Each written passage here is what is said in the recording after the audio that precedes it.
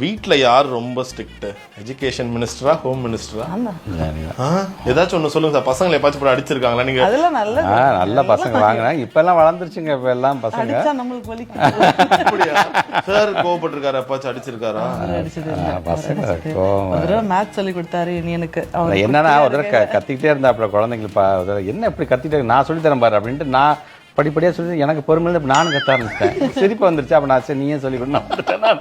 அது சின்ன குழந்தையா இருக்கும் பொழுது கொஞ்சமா கத்திட்டு இருந்தேன். அதுல 10 times 100 times you are shouting.